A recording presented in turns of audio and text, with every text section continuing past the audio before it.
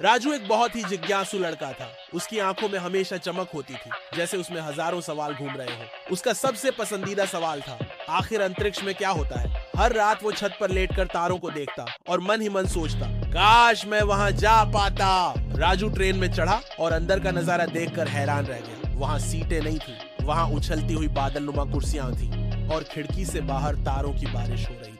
मंगल पर उतरते ही राजू की नजर एक लाल रंग के बगीचे पर पड़ी, जहां गुलाब नहीं आग के फूल खिलते थे। वहां के निवासी गोल सिर वाले मंगलू राजू को देखकर खुशी से नाचने लगे। एक रात जब चांद पूरी चमक के साथ आसमान में मुस्कुरा रहा था, राजू ने फिर से अपनी वही इच्छा दोहराई, काश मैं एक बार अंतरिक्ष में जा पाता। अचानक से कुछ टिमटिमाया। राजू ने देखा कि उसके सामने एक छोटी सी नीली गेंद चमक रही है। वो गेंद घूमती हुई उसकी तरफ आई और बोली, मैं हूँ जोरा, एक स्पेस बबल, तुम्हारी इच्छा पूरी करने आई हूँ, क्या तुम तैयार हो? राजू ने आंखें मलते हुए कहा, क्या तुम सपना हो?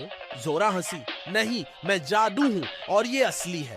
राजू ने हाँ कहा और जोरा ने उसे घेर लिया। पलक झपकते ही राजू की छत गायब, धरती गायब और चारों तरफ नीला नीला अंधेरा और चमकते तारे। राजू अंतरिक्ष में था। सबसे पहले वो पहुंचा मून स्टेशन पर। वहाँ चांद की सतह चॉकलेट की तरह थी। राजू ने झोरा से पूछा, क्या मैं इसे खा सकता हूँ?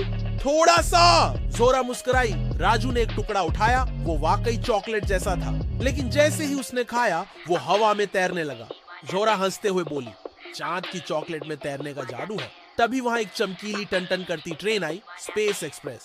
जल्दी, ये तुम्हें ले जाएगी मंगल ग्रह पर, जोरा बोली। राजू ट्रेन में चढ़ा और अंदर का नजारा देखकर हैरान रह गया। वहाँ सीटें नहीं थी, वहाँ उछलती हुई बादलनुमा कुर्सियां थी और खिड़की से बाहर तारों की बारिश हो रही थी। मंगल पर उतरते ही राजू की नजर एक लाल रंग के बगीचे पर पड़ी, जहाँ गुलाब नहीं आग के फूल खिलते थे। वहाँ के निवासी गोल सिर वाले मंगलू राजू को देखकर खुशी से नाचने लगे। राजू, राजू, तुम हमारे पहले मेहमान हो। मंगलू उसे अपने घर ले गए। घर का दरवाजा एक गाना गाता हुआ खुला और अंदर का फर्श मार्शमैलो जैसा था, नरम और उछलता हुआ। तुम यहाँ रात रुकोगे, मंगलू बोला, लेकिन ध्यान रखना आधी रात को हमारी छत उड़ जाती है। और वाकई जैसे ही घड़ी में 12 बजे छत उड़ गई और एक सुंदर नीला ग्रह दिखने लगा।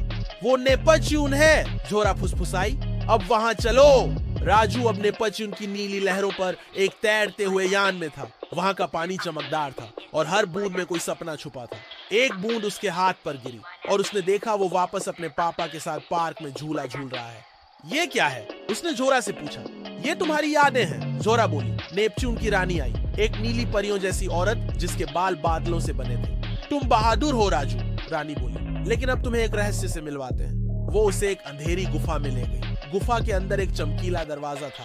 रानी बोली, ये है अंतरिक्ष का रहस्य दरवाजा, जो इसे खोलेगा वो जान पाएगा अंतरिक्ष में असली जादू क्या है। राजू ने दरवाजा खोला और सब कुछ रोशनी से भर गया। अचानक वो खुद को एक कमरे में पाया, पर ये कोई आम कमरा नहीं था, ये उसका ही कमरा था। वो फिर से अपने बिस्तर पर था।